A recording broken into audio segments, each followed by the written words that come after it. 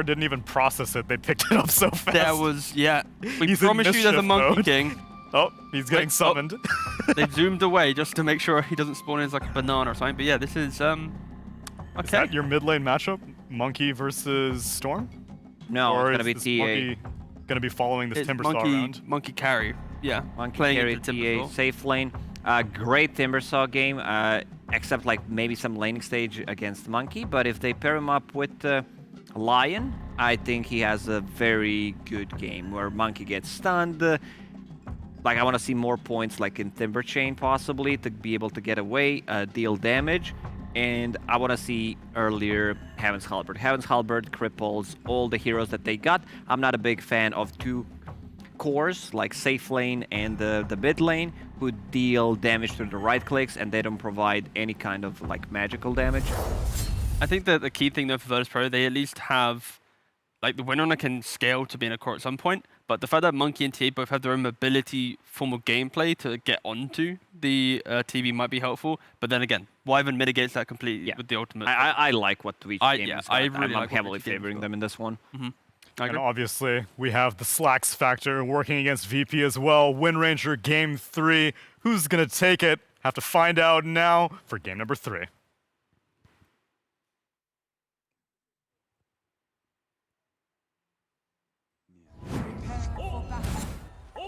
Yes, that's right. We're going to jump right into game number 3 as we already have an early smoke out from Virtus Pro. Welcome, everybody. If you guys haven't been tuning in, maybe you're somewhere on, maybe you're coming from NA, you're just waking up, tuning in, watching a little bit of the major. This is Virtus Pro versus VICI Gaming. This is an elimination match, an elimination game now as the series is tied up 1-1. VICI Gaming, they managed to take game 1 pretty confidently. Virtus Pro smack back really hard in game 2 as, smoke breaks, but Virtus Pro, I think their smoke was also running out of time there. And yeah, now we're here, game 3, to determine who's going to be going home and who's going to be progressing further. VICI Gaming, of course, Curtis, they need this win. They do.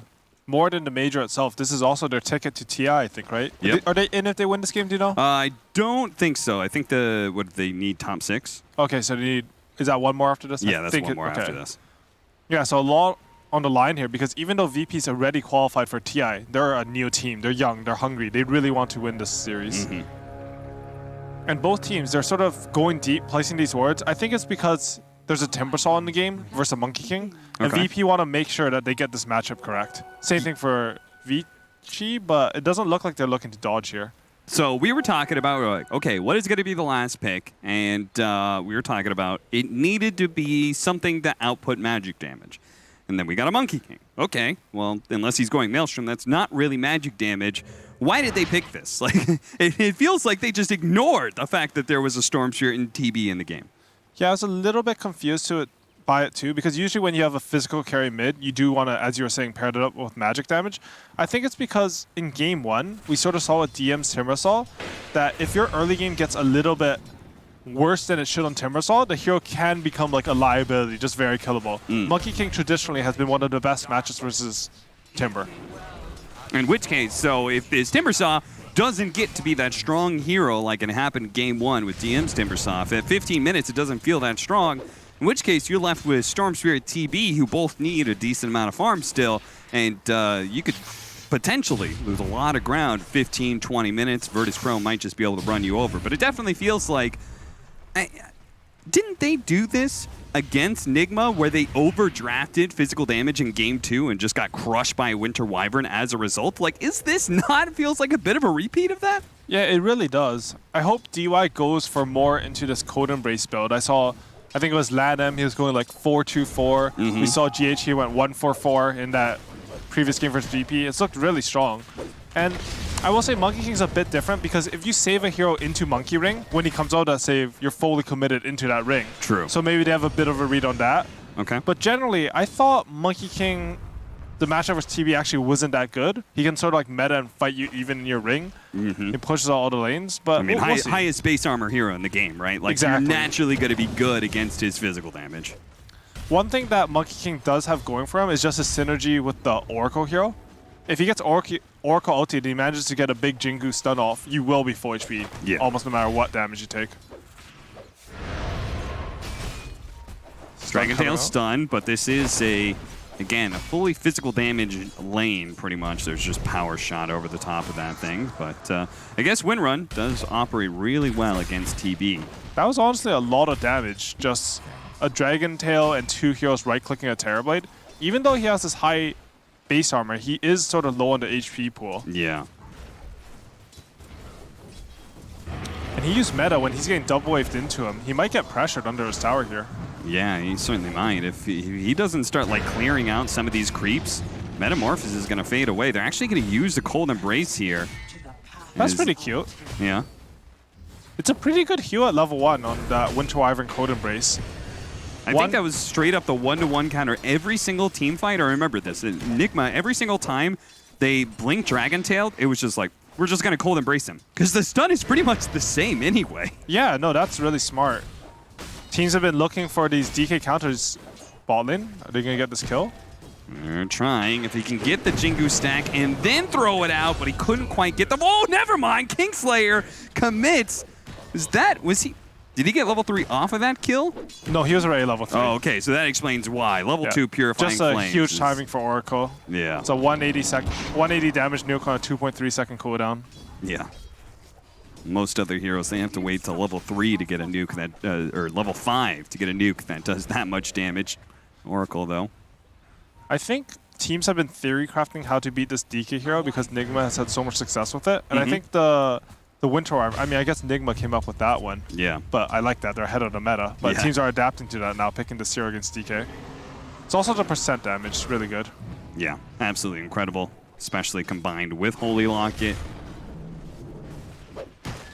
And look at Nightfall, doing a good job pulling the aggro here off of that hard camp pull. Oh, lost it for a second there. Centaur actually stunning up PYW, but ultimately he gets it. I always like those little mechanics that people do sometimes in laning phase to ensure that they don't miss a single CS. Yeah. Mid-lane matchup, though, GPK 25-4 compared to Ori's 24-5. Pretty close matchup mid. I think this is pretty expected. TA might start to outfarm Storm a little bit as she just clears jungle counts a bit faster, doesn't have to use the resources. Mm-hmm. Dude, DM is being super annoying on DK. He's just stunning the Terrorblade off cooldown and getting denies. He even they tips got him. Primal Spring. That isn't quite enough, and PYW is here, so between the passive, the reactive armor, plus that Purifying Flame's not killing, Timbersaw will heal up a decent amount. Monkey King is having quite a nice lane compared to this Timbersaw, though. Yeah. I like how Nightfall is playing. It's very aggressive. He's not worrying about his own farm as much as he is just shutting down this Timbersaw. Which goes into the line of thought that you were saying, where it's like, okay, he's just focused on shutting down this Timbersaw. It's showing both in the draft and the play right now. As Poyoyo being targeted here, looking to be able to slow him down with a win run. DM, look at him just kind of ignoring these Metamorphosis hits. Yeah, at the same time, they tried to go on the line at bottom. He was able to survive on very low HP, and Purifying Flames just end up healing him in the end. Okay, so I've seen this same move so many times. These Storm Spirits, back off, level 5, hit a bunch of jungle creeps, and then run back to base and TP back into the lane at 5:30. Like, very specifically, because that's when the Siege Wagon is going to push into your tower. For sure. Also, having full resources mean that you can contest this 6-minute rune. Storm's one of the best rune users in the game. Okay, so it's a nice little twofer. Oh, that's really cool. Yeah, I think moves around the 5-minute 30 mark to 6-minute mark are always like doubled around the mid lane. That's why traditionally we've seen VICI move both their supports to mid.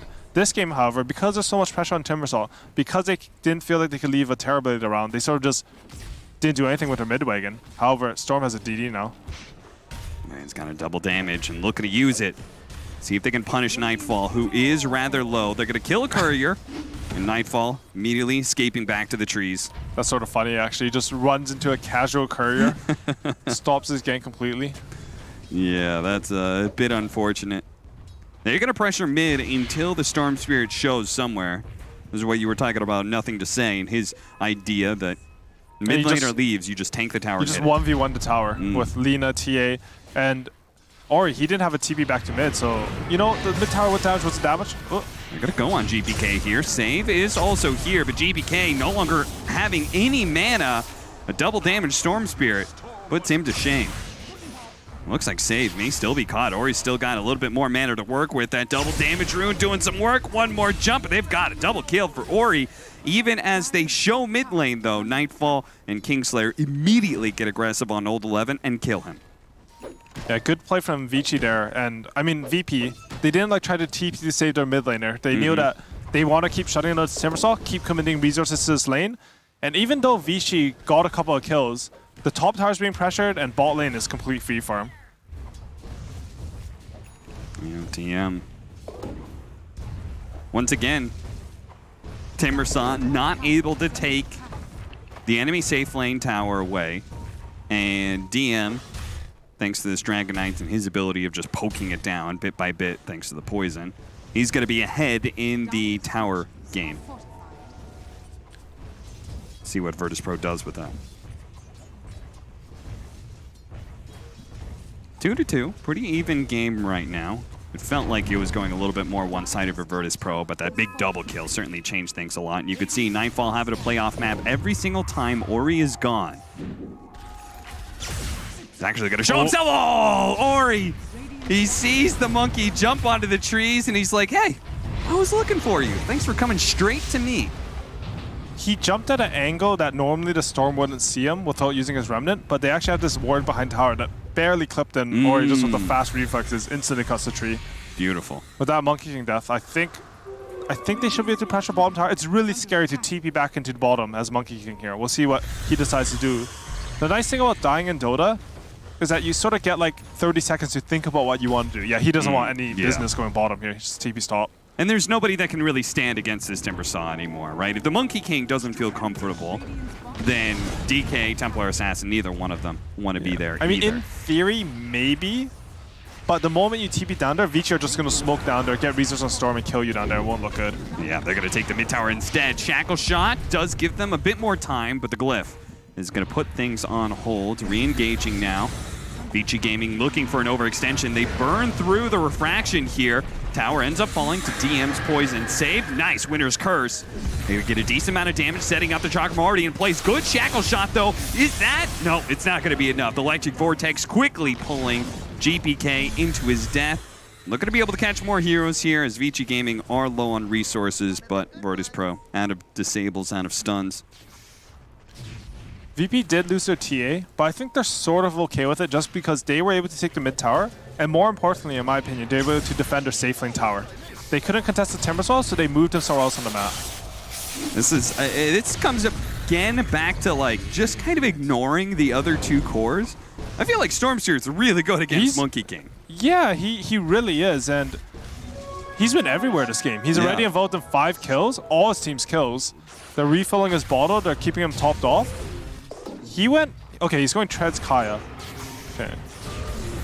He's going to be very strong with this build, because I know Kaya is strong because it amplifies your bottle regen, and he already has this very strong Fairy Trinket.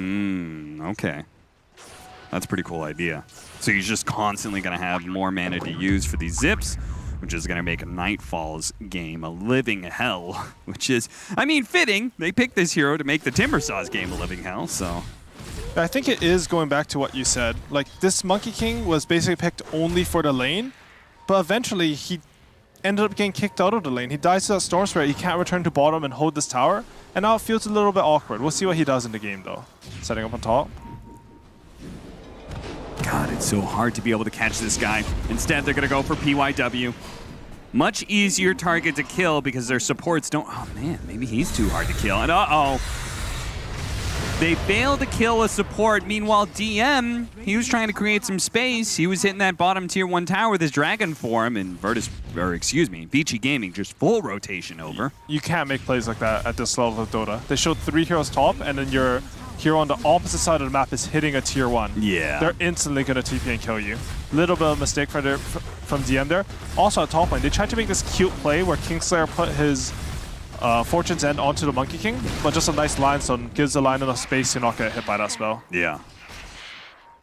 It's just the fact that Stormstreet was sitting in lane, showing on map, and 3 heroes were moving towards him, and you didn't feel good about VIRTUS.Pro's chances of killing a Storm. Like, that says a lot about how free Ori's game is.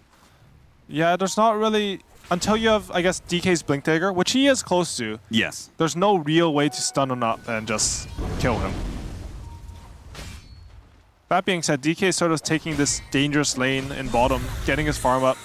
I think VP are waiting for this Blink Dagger to hit their timing. Yeah, they're going to need it, that's for certain. Fortunately, the lane is just kind of pushing into DM because of old 11 Chakram spam, so it is very safe farm in many ways. Even still, though, Save's still kind of sitting behind him. Nobody of VICI Gaming is going to ever take that bait, though, because they're on the other side of the map trying to make a move. Smoked up, trying to find somebody, seeing if there's anybody lingering in the trees here. A nice aggressive ward is going to spot them, though. So now, seeing a couple of those heroes. One thing I want to make note of is whenever VP are unsure where their opponents is, they always stay a bit grouped up. Even though they're in a triangle, you saw 3 heroes beside each other just because they didn't see the VICI heroes on the map. Saw DK sort of hugging under the tower. That's sort of a sign of good communication because someone will talk about it and then everyone will react accordingly. Right. So the moment they see those heroes, okay, Save's able to kind of pop out, start farming. He's also going to go Blink Dagger, which he could have gone from like maybe a Javelin build, see if he could build some magic damage to actually try and kill the Timbersaw, but instead focusing on initiation. And as you say that, he goes back for the Maelstrom. I think it was a call. DK said, I blink, let's go. And he's like, oh wait, my DK is going to stun everyone for me. I can style on people with Maelstrom. Let's see if they can get this. Chain stun in, leading out. Dragon Tail, Shackle Shot, follow up, and it does manage to latch. That is a dead Storm Spirit, and they're going to catch BYW perhaps as well. DY, look at him lurking in the trees. Ready to go with the Winter's Curse, and VIRTUS.Pro, they actually, I think they immediately spotted the Winter Wyvern and split up nicely as a result. Yeah, just good reaction from them there. That's the best kill for them to get. Maybe the Terrorblade, but this Storm is really controlling tempo and slowing him down is really good. Yeah, absolutely. It's the same ward. It was a ward on the high ground above Roshan. In both games, I think it gave them really good jumps. Yeah, they've got this nice little semicircle of aggressive wards from VIRTUS.Pro. One of them is going to be found out here, but between the lane and that entire area, that does help control Roshan. And that's going to be really important. TA, hold up, Ori. Jumping onto DM here. Just a bit of a poke. Nothing serious, just a joke. Don't worry about it, as the Oracle will ensure that these pickoffs by themselves are going to be a little bit difficult. Very controlled from VICI there. I think a lot of people on pubs, they would have tried to commit on him, but they understand that the Oracle's there. They saw him too, but yeah, they don't expend finger. It's okay to make these jumps, you know? You force a reaction, you see some heroes, give some space for your Terrorblade to farm.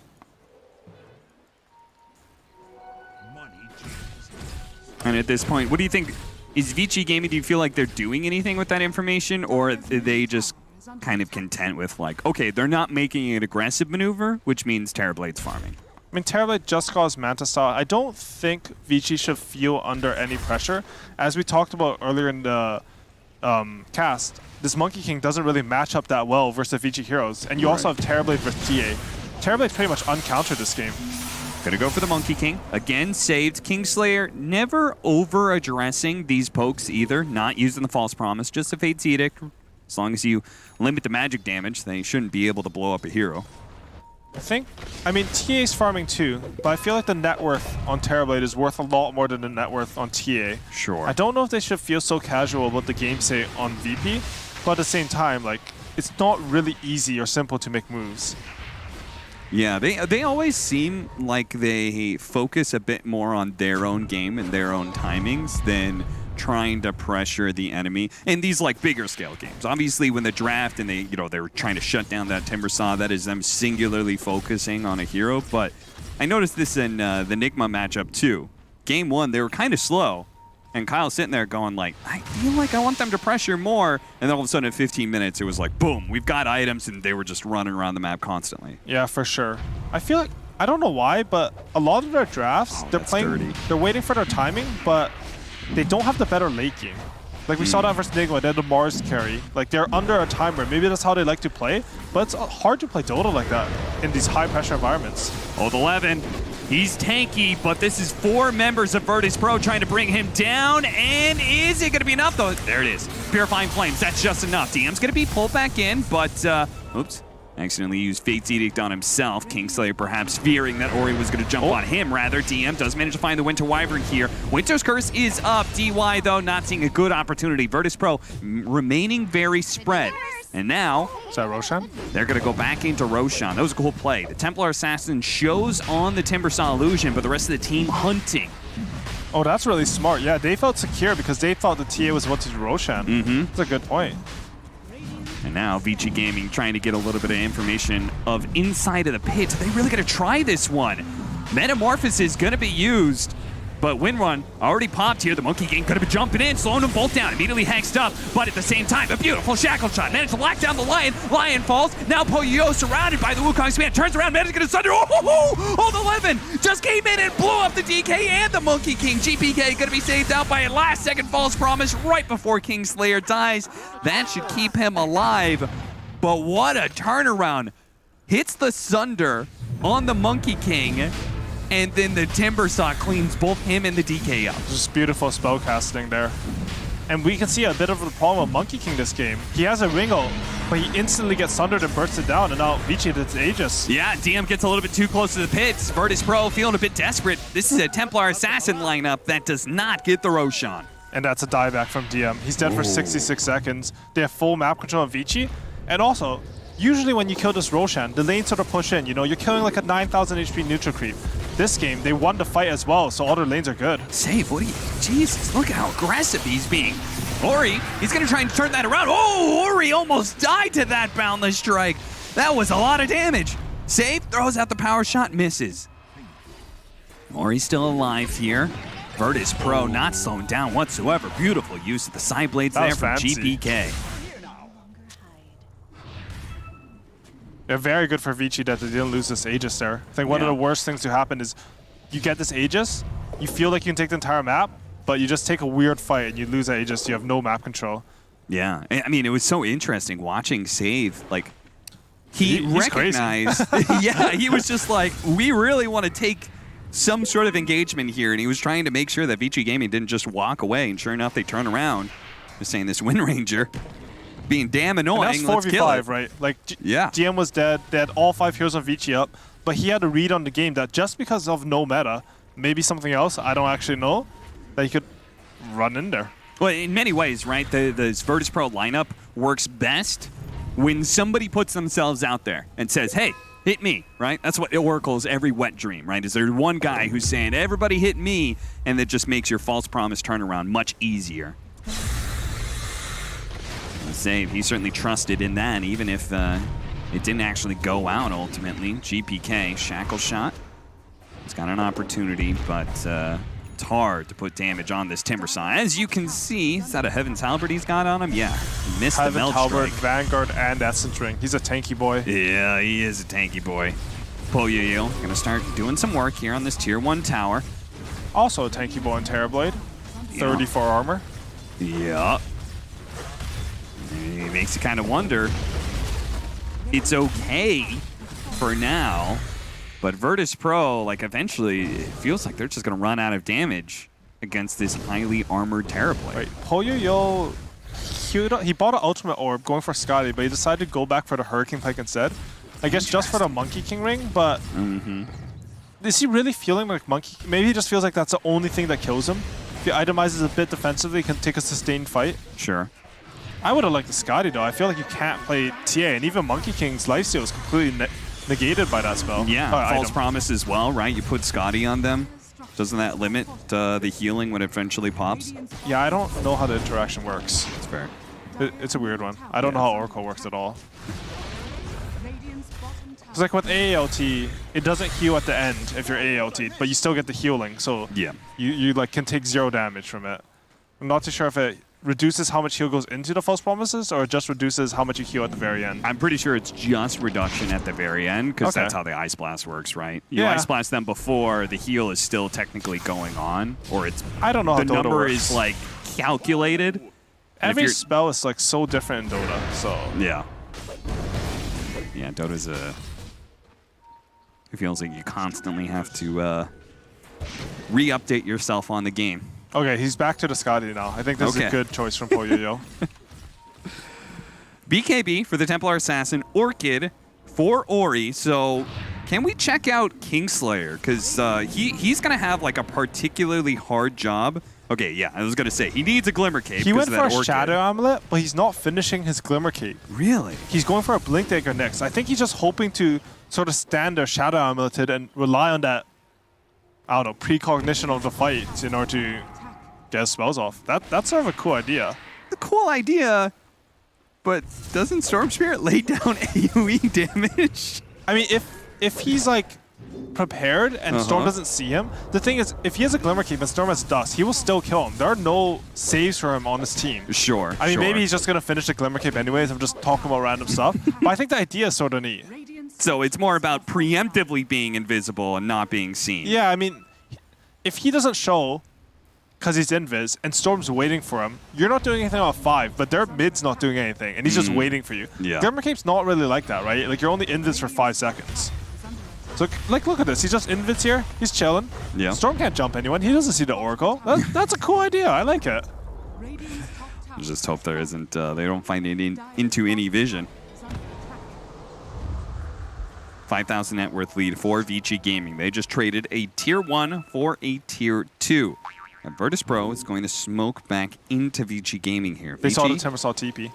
Oh, God, the smoke breaks. He jumps out of the tree just barely in time. The Shackle Shot actually grabbed the Storms here. They managed to throw out the wall, false promise, and Nightfall is going to turn around and try and deliver the damage onto Ori, who's saved by the Cold Embrace right now and does manage to zip away. The Winter's Curse laid out. Save is also going to be taken out by PoYoYo. The Scotty's going to be able to slow them down. Nightfall managed to jump into the trees and is looking away. GPK starts poking at PoYoYo, but again, high armor. Not easy to be able to burst this hero down, and he's still got his Sunder. They shackled it up. Old 11. Nice boundless strike. Ori jumps in and immediately dies. Oh, he did not expect that stun to be laid out. Nightfall. Just right place, right time with that stun, and now a Shackle Shot. They're not letting VICI Gaming get away from this one. Old 11, he's going to have to turn around and see if he can take some heroes down with them. The Invis not going to be good enough here. Another Shackle, but a Cold Embrace as well. Oh, managed to grab him inside of the trees here. Monkey King unable to jump down. PoYoYo trying to nail him right now, bit by bit. Nightfall trying to get some lifesteal in. He's staying alive right now. Chakram pullback, is that going to be enough? Nightfall eventually falls, but the rest of VICI Gaming are going to fall as well as Old 11 running low on mana, surrounded by 3 heroes. VICI Gaming will lose this team fight. I think Save eventually hit like four 2-man Shackles that fight, or just clutch Shackles. Ooh, they're happy. Oh, yeah. They're very happy. You guys probably can't hear it, but last game, Virtus Pro, big yell at some point in time. You know, the whole squad was just like, ah, right? Again, happened again this game. Virtus Pro let out a little bit of, VICI Gaming was the first ones to let out a big yell. And now Virtus Pro, feeling like they're coming back, or kind of taunting VICI Gaming. I always miss that element of LAN, you know, just have teams yelling at each other. Let me guess. The mental game's part were you of it. ever a guy who would yell? Oh, hell no. I didn't think so. I'd be like, nice, but like, nah. All right, well, 5K to 3K. Not that big of a difference. Do you feel like that really the game has shifted that much? I think that fight showed that VP are capable of fighting against the VICI lineup. We saw that... Oh, nice try. Not that was quite a there. very close try. Yeah. We saw that the Monkey King went down and Wyvern tried to save, but he wasn't healing at all, just because of the Maelstrom sort of negated how much he healed from the Cold Embrace. I mean, if they bait them into the right fight, you always have this Monkey King Oracle to worry about. He's not good versus the heroes on VICI Gaming, in my opinion, but the items can change that, you know, his supports Oracle spells can change that. They have a chance. Yeah. It definitely, would you agree with me in saying that I feel like Virtus Pro has to work harder to win these team fights than VICI Gaming does? I think so for sure. I mean, that fight went weird because eventually Timbersaw ran out of mana. Yeah. Eventually they ran low on resources. Stormstar jumped in after. He just a very fast stun from the Monkey King killed the Storm. We'll see. It definitely is going to be a lot of work in from these supports of Virtus Pro. They're close to BKB on the Dragon Knight. That would be a big item. Just allows them to just go in there. They don't really have any real damage from him through BKB. Same goes with now the Monkey King having his BKB, so it means Kingslayer doesn't have to immediately false promise him once he gets Orchided.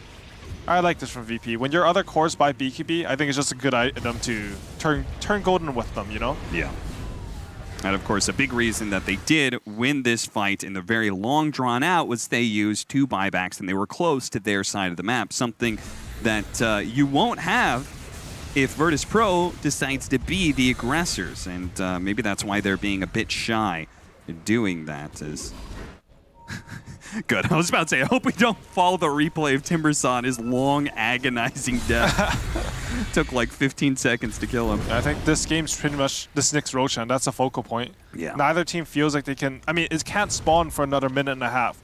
But neither team feels like they can lose map control of the area. Right. Oftentimes, Roshan is decided more by the vision and just where you can stand your heroes than actual fighting in the pit. Okay, so in which case, let's talk about the vision that we got right down as Virtus Pro are going to smoke up. They were smoking to this ward that they have aggressively down. They've got TA Trap spotting the Storm Spirit. Again, the burden of execution is high on Virtus Pro to be able to get this stun out. Trying to get the Dragon Knight into position. But now the rest of VICI Gaming is up here on this high ground. Virtus Pro are going to work their way across the map here, making the long moves around. Now that they're on equal footing, Old 11 actually stumbling right into them. Immediately, Heaven's Halberd, but let's see, the Monkey King, he tried to jump in the back line, but he didn't pop his BKB fast enough. Oh no, Nightfall, what have you done? Meanwhile, the Winter Wyvern does die with the rest of Virtus Pro managing to execute, but DM is out of here, and the rest of Virtus Pro is hoping to do the same, but save, and I'm thinking Kingslayer, they're both going to have to experience a dieback here. They're dead for a very long time, and Roshan, well, we'll see what happens in 20 seconds. It's amazing target firing from the Lion. He instantly sees a Monkey King, and he hexes him instantly. He doesn't get the BKB off. They call for it, Storm jumps him. That's a dead core. No buyback, can't fight at all. Yep. Man, I can't believe he did that. That he just jumped out. All right, there we go. We're inside the pit, and they see that Roshan does spawn. That was a fast spawn. Yeah, it was. That's really unlucky for VP. That was like a 10-second spawn. I think we were looking. I think it was a minute 20, right? Oh, was looking? Yeah, I think that was the actual. Oh, okay. I do that all the time. I don't know how to read as a spectator. Yeah. I can't even take Roshan timer as a player, so reading, like, it's not my forte, you know? Yeah. When it's red, it's the potential spawn time. Okay. And when it's gold, it's the actual spawn time. But bad, but free Roshan for VICI there, and they're feeling very comfortable. Yeah. I'm a bit surprised that they gave the Aegis to Storm. I know Terrible is, like, you don't have meta on your second life, but he's still the hero that you want to hit the buildings. Maybe they just feel like because of how strong and how many stuns VP have, they want to kill them instead of hitting buildings and then hit the buildings. Sure. That makes sense. I mean, especially seeing as Monkey King and Oracle in particular, and I would say even to some extent Wind Ranger, they're just naturally stronger heroes defending the base, right? For sure, for sure. The When game you're is defending, just simpler. you're always able to position, especially in the base.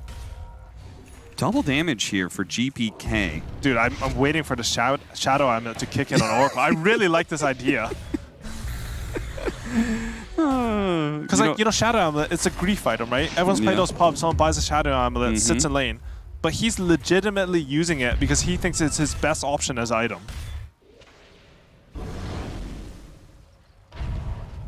(13-17), Virtus Pro on the precipice here of another early departure from a major. Last time they managed to win one series in the lower bracket. This time around, maybe they're just going to drop out without a win. Oh, 11. Oh, nice stun. Boundless strike from Nightfall. DM and Nightfall find the Winter Wyvern, and they see that's a wonderful kill to get. VICI Gaming, they're going to buy back. They have actually got the outpost to be able to TP onto. They broke the tree as well. Nightfall sitting there, stunned up during his BKB. Now trying to get off the Wukong's command. Poyo immediately moving outside of it. GPK trying to land the damage, but the Winter's Curse doesn't actually grab GPK. GPK is struggling, though, against all of this, and the Terrorblade just reigns supreme, brings down both of the cores. Really good patience from this Terrorblade. He held his BKB for so long there, and then as soon as VP think they can commit on him, he pops it and just turns the fight around completely. This is 70 seconds with no Templar Assassin. This is going to be VICI Gaming getting at least one lane of barracks here. Oh, save. Always trying to do some sneaky little shenanigans here, but the Ghost Scepter will save PYW immediate buyback. Dude, just the temerity of save there, you know? Like, there's a Storm Spirit, he goes for a Shackle. I honestly love it. Like, gotta go for the big plays. He really is. VICI Gaming. Another 40 seconds, so they can definitely go for 2, but it's hard because they can't go to the mid lane. They'd have to go all the way up to top. And I feel like there is no rush in this game for that. I would say they have the damage to backdoor this tower, but it would take a long time. And I think they're making the right choice. They push in bottom, they can just reset the map, wait for their like mega super creeps to kick in, and take a fight on their terms. You don't have meta, let's not take risks. Ooh, bottom switch over to Illusion too. That's a big rune for Terrorblade. We're gonna watch that. We can see, like, Poyo is not in danger of ever being bursted down. Like, he pops the cheese there, but he's still at Sunder. Like, there is... I feel like it's such a problem for Virtus Pro that they cannot... There's never a chance for them to blow up the Terrorblade without him getting off Sunder. And that's just because they have all physical damage, right? Yeah. If you don't have a mix of damage, it becomes incredibly easy to itemize against. And in Terrorblade's case, he has high armor, so he just buys 4 items that give him HP. Like, Yep. That's exactly all he needs. Spots Poyo using that Hurricane Pike to get him back to the safety of the Tier 2. They do lose their Shiva's recipe, so that's not going to be available for a bit, but ultimately 16,000 net worth ahead, and Shiva's is just a small part of that. I like how Old 11 just has like 3,000 net worth in his backpack here. Just a casual Kaya and a Voodoo Mask. Doesn't care about... I mean, he used buyback, so he doesn't need to save for that. I feel like, yeah, okay, he switches to Kaya, and I'm just like, doesn't he need some mana to farm? Yeah, he's definitely showing. I love watching Old 11. Man. Me too. He does not care. He's just a boss. If I had anything on the line, like if I was the coach or manager of VICI Gaming, I don't know if I would enjoy watching Old 11. I feel like it'd be too stressful for me, but as a casual spectator, I love watching him because he's so fun. Never had to play with a stressful teammate, so don't know what that's like. No, of course not. You definitely haven't experienced any of that. Oh, PYW gets off the Ghost Scepter, but here comes that Fortune's End, and it's actually going to be enough to finish him off. Winter's Curse laid out, and it also is catching the Templar Assassin, so this Monkey King is going to take a lot of damage. Meanwhile, Ori has already killed that back line. No false promise this fight until the buyback actually coming into play. Nightfall getting off the Wukong's command, but again, Poyo casually walking out of it every single time. They don't have a way to keep him in position, to keep him under that assault. A little bit of miscommunication there from VICI. They cursed the Monkey King and halberded him the TA at the same time. Yeah. I think they potentially would have killed the Monkey King there, but good reset by them. They realized, you know what, we messed up some spells. They bought back a hero. No meta, age is expiring. Let's just reset. You know, they're very patient. It's a very Chinese style, right? Player percentages. You know you have the late game. Let's not take any unnecessary risks. I mean, I don't know if that applies because VICI a couple of games ago, they're going a bit crazy. Yeah, but, I mean, maybe at that point in time, they were so far ahead, you know? True, it felt like, you know. I mean, they really want to win this game, I gotta say. This is an important one for them. Oh, absolutely.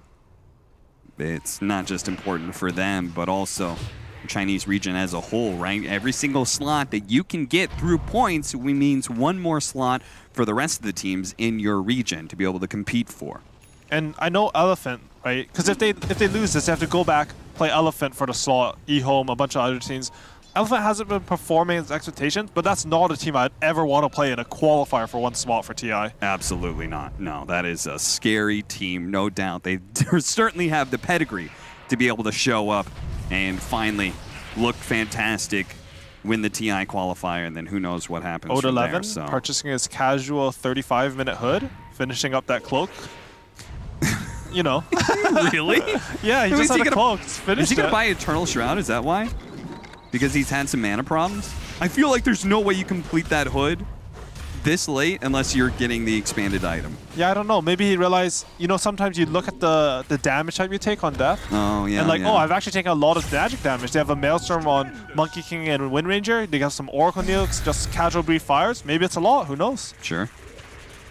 Yeah, after all, I mean, he has been taking quite a bit of damage sometimes from this Wind Ranger. For sure. Maelstrom.